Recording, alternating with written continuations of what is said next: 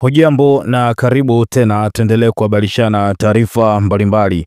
Pasina shaka upo salama kabisa, ni wakati mwingine tena tunakutana hapa, tuendelee kujuzana taarifa mbalimbali. Sasa kuna moja kati ya taarifa ambayo imesambaa kwenye mitandao mbalimbali ya kijamii kwamba mtu mmoja amekamatwa kwa kujifanya mkuu wa kituo cha polisi Tabora. Sasa kama nakumbuka, juzi tuliripoti hapa Chadema walifanyiwa vurugu kwenye mkutano huko Tabora, mkutano ambao uliongozwa na makamu mwenyekiti wa chama Mheshimiwa John Heche. Na baada ya kufanyiwa vurugu kwenye mkutano huo tukaona hapa na pale watu wakipigana, lakini pia vijana hao wakikimbia baada ya kupokea kipigo kikali.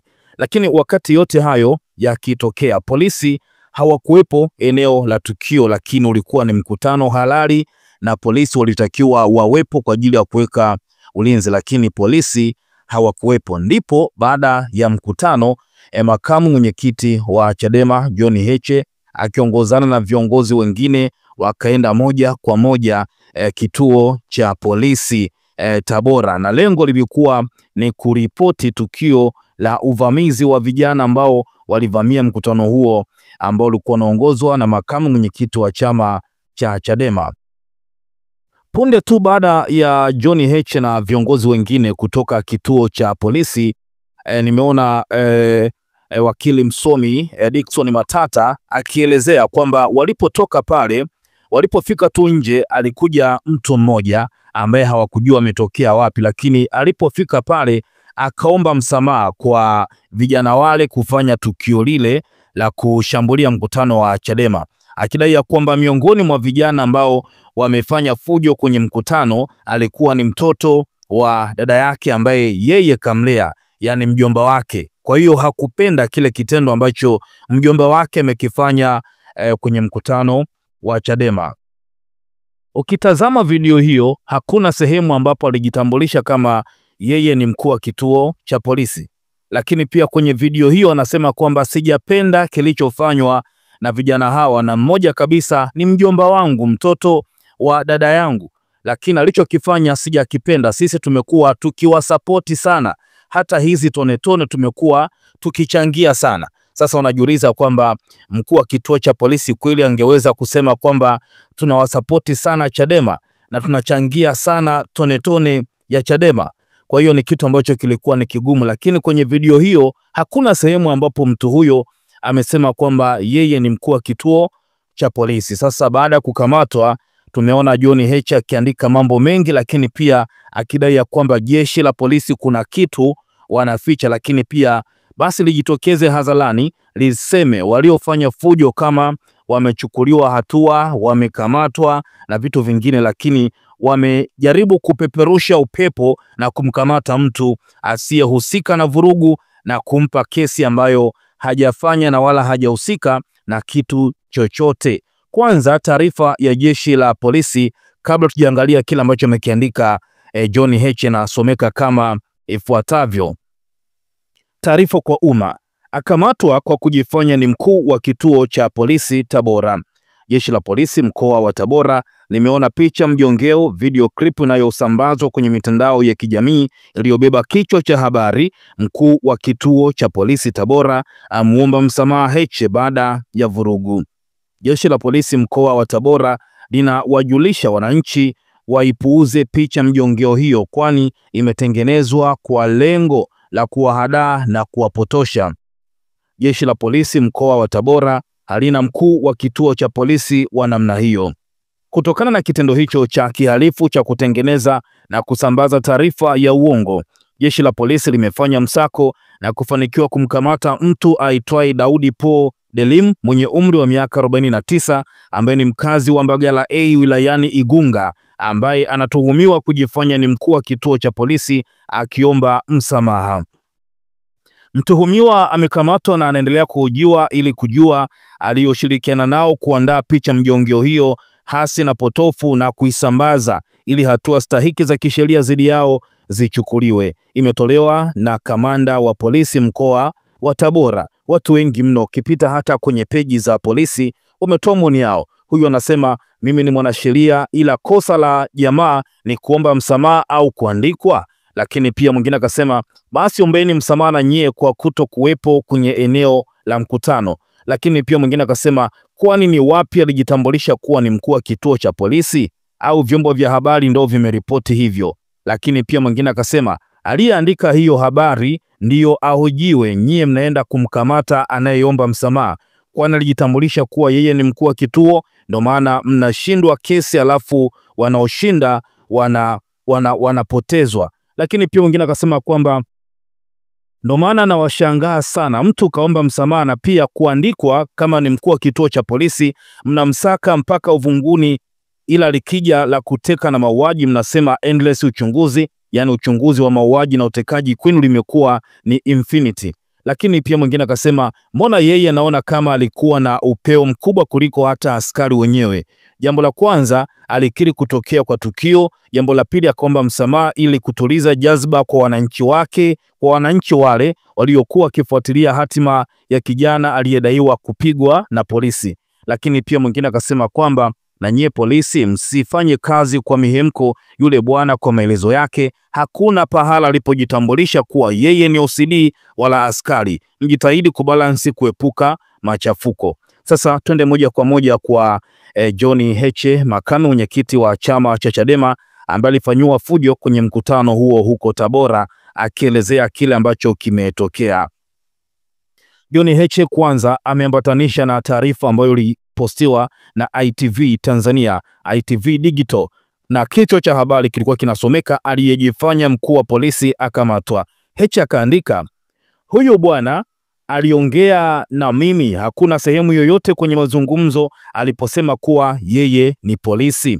Alichosema ni kwamba huyo kijana aliyetushambulia ni mtoto wa dada yake, akaomba radhi kwa niaba yake. Vyombo vya habari tuwe tunajitahidi kutafuta ukweli na kuepusha upotoshaji. Polisi mnapaswa kuwaambia Watanzania huyu bwana alitaja wapi kama ni askari, acheni kuonea watu. Hii ni posti ambayo alichapisha kupitia akaunti yake ya Instagram, lakini pia kule Twitter akaandika mambo mengine mengi na kuhoji jeshi la polisi mnaficha nini? Uchunguzi wa waliotufanyia vurugu umefikia wapi? Huyu wa kwanza anasema, sasa mbona tumeona baadhi ya akaunti za Chadema zimeposti kuwa ni mkuu wa kituo? Chama chenu shida hamna nidhamu, watu wanaandika maujinga na hamwakemei. Sasa mbona akaunti zenu za chama Twitter zimeposti kuwa ni mkuu wa polisi Igunga? Huyu anasema hivyo, lakini kiukweli ni kwamba hakuna sehemu ambapo akaunti za Chadema zimeposti ya kwamba mtu huyu ni mkuu wa kituo cha polisi. Lakini pia mwingine akasema kwamba aise, bora umeongea, wanampa kesi isiyomhusu. Lakini pia mwingine akasema ya kwamba no reforms no election, taifa langu Tanzania, kama na wewe unaamini ushindi haupo mbali, tukutane kwenye like. Mwingine akasema kwamba inawezekanaje uchaguzi wa ndani ya chama mtu ajipitishe awe mgombea urais yeye mwenyewe, wengine wasichukue fomu wala kugombea. Huyu anazungumzia Chama cha Mapinduzi. Anasema ya kwamba kwa wazee wa kamari tunasema ni sure odds, kwa wazee wa hisabati tunasema ni probably ni moja. Hivi vyama havitofai kuongoza nchi. Ndani ya chama hamna demokrasi, wanasema viongozi wao watatengeneza nchi ya demokrasia. Yaani ndani ya chama watu wanalazimishwa wawe machawa. Chama kinatengeneza viongozi machawa. Kwa nini machawa wasisifiwe bungeni? Lakini pia mwingine anasema hawa watu msituletee haya mambo ya ajabu, no reform no election. Lakini pia mwingine akasema mtume wakili Peter Kibatala ashughulikie hiyo changamoto. Comment zilikuwa ni nyingi sana, lakini nimesema kwamba kuna kingine kitu ambacho alikiandika John Heche kupitia akaunti yake ya Twitter akielezea kiundani zaidi tukio hili, na hapo ndipo tutakwenda kufahamu kitu gani ambacho amekiandika Heche na kuhoji maswali mazito kwa polisi kwamba kitu gani ambacho kinafichwa wakati huu, kwa sababu wao walitegemea kwamba polisi wawe wamefanya uchunguzi na kubaini watu ambao walifanya fujo kwenye mkutano huo, na ikiwezekana kama wamekamatwa basi walitegemea kwamba taarifa ingetolewa kwamba watu hao wamekamatwa. Kupitia akaunti yake ya zamani Twitter, makamu mwenyekiti wa chama cha Chadema John Heche ameandika mambo mengi na kitu cha kwanza ambacho amekiandika kufuatia tukio hili baada ya kijana huyo kukamatwa, ni mtu mzima, ameandika RPC Tabora aache upotoshaji. Hakuna sehemu yeyote wala wakati wowote kwenye mazungumzo huyu bwana alijitambulisha kama ni askari. Huyu aliomba radhi kwa niaba ya mtoto wa dada yake ambaye ndiyo alitushambulia kwa mawe. RPC aeleze kwa nini hawakuwepo kutoa ulinzi wakati wa mkutano mpaka kufikia wahuni kutoka CCM kutushambulia. Huyu bwana alionyesha ustaarabu wa hali ya juu kwa kukiri kosa la mtoto wa dada yake na kumuombea radhi.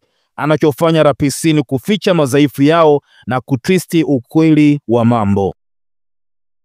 Anasema alichokifanya RPC ni kutwisti ukweli wa mambo na kuficha madhaifu yao. Watu wengi wametoa maoni yao. Huyu wa kwanza anasema kwamba samahani kiongozi, kwa hali ilivyo kwa sasa kwenye nchi yetu, hata kitendo cha kusema na changia tone tone na na support linaonekana ni kosa, na shauri hasaidiwe. Mwingine akasema ya kwamba polisi wetu wana umeme mdogo sana kiukweli, maana hata mimi jana nilijaribu kuskani jamaa hakusema sehemu yoyote ile mkutanoni kwamba yeye ni polisi, lakini polisi hawakuwepo mkutanoni hapo, nikajua nimelishwa matango poli na waandishi wa habari leo kakamatwa. Lakini pia mwingine anasema kwamba kama ulijua sio polisi, kwa nini ulikaa kimya muda wote? Video na sambaa kwenye mitandao na hukuzungumza jambo lolote mpaka jamaa kakamatwa, mpaka polisi umetoa taarifa ndio unaibuka. Acha unafiki, unapenda kiki za kitoto sana. Mwingine akasema ya kwamba yani huyu mkuu wa polisi anakamata mtu ambaye hana kosa lolote, maelezo yake tu ni ushahidi tosha kama huyu hana hatia. Mwingine akasema kwamba mbona hukutokea kukanusha habari ziliposambaa kuonyesha mkuu wa polisi kawaomba radhi, au mliona ni kiki nzuri, acha mtembe nayo tu. Lakini pia mwingine anasema walipoanza ni vijana wetu waliosambaza video yenye maandishi ya kuonesha yeye ni polisi, wafundisheni kuwa na siri, hata angekuwa ni polisi kweli mngekuwa mmemponza. Lakini pia mwingine akasema kwamba kila mtu atachanganyikiwa kwa muda wake, angesubiri miladi ya posti naye kaona udaku kapaniki. Lakini pia mwingine anasema kwamba wanatuambia wananchi wote sisi ni walinzi wa nchi yetu, yaani mapolisi. Ulinzi wa nchi ni jukumu la kila mtu. Mlinzi huyu kuomba msamaha kwa niaba ya walinzi wengine ni jambo zuri sana, labda wameuzika yeye kuchangia tone tone pia. Kwa hiyo hiki ndicho kilichotokea. Chadema kupitia makamu mwenyekiti lakini pia wakili Dickson Matata wamekanusha kwamba huyo mtu hakuna sehemu popote alipojitambulisha, na kweli hata ukitazama video hakuna sehemu popote ambapo mtu huyu amejitambulisha kama yeye ni askari wa jeshi la polisi. Kwa hiyo amekamatwa. Tusubirie nini ambacho kitajiri, watampa kesi gani, je ataachiwa, nini kitatokea, tutakuhabarisha hapa. Lakini kwa upande wa Chadema, wao wamesema kile ambacho kilitokea na kitu gani ambacho walizungumza na huyo mtu. Tuachie maoni yako, lakini kubwa, endelea kutufuatilia zaidi kwa taarifa mbalimbali na mengi tutakuhabarisha zaidi hapa hapa.